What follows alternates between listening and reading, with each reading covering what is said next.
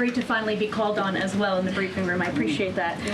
Of course, we know President Trump just got back from North Carolina and California meeting with victims of natural disasters. There's the 2-year anniversary of the East Palestine, Ohio toxic train derailment. Does the president have any plans to go visit the victims of that toxic spill or just visit in general? No plans that I can read out for you here. If that changes, I will certainly keep you posted. What I can tell you is that President Trump still talks about his visit to East Palestine, Ohio. That was one of the turning points, I would say, in the previous election campaign, where Americans were reminded that President Trump is a man of the people, and he, as a candidate, visited that town that was just derailed by the train derailment, no pun intended, and he offered support and hope, just like I saw the president do this past week. It was a purposeful decision by this president on his first domestic trip to go to North Carolina and to California to visit with Americans who were impacted by Hurricane Helene and also by the deadly fires. A red state and a blue state, both of which feel forgotten by the previous administration and the federal government. That is now ended under President Trump. He will continue to put Americans first, whether they're in East Palestine, in Pacific Palisades, or in North Carolina.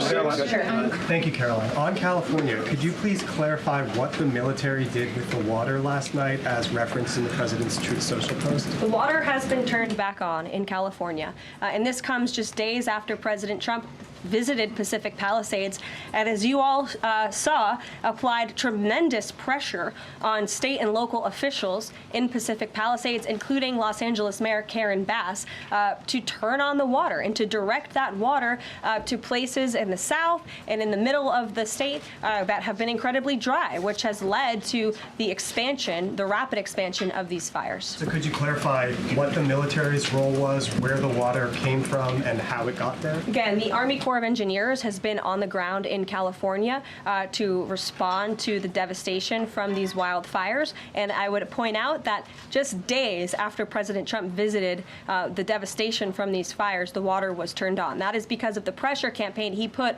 on state and local officials there who clearly lack all common sense. And I will never forget being at that roundtable with the president last week and hearing the frustration in the voices of Pacific Palisades residents who feel as though their government has just gone insane. Before President Trump showed up on the scene, Karen Bass was telling private property owners that they would have to wait 18 months to access their private property. So this administration, the president and his team that's on the ground in California, Rick Grinnell, who he has designated to oversee this great crisis, will continue to put pressure on Karen Bass and state and local officials to allow residents to access their properties. This is a huge part of it. These residents want to take part in their own clearing out of their properties. They should be able to do that. It's the United States of America. What happened to our freedom? Clearly it's gone in California, but not anymore under President Trump.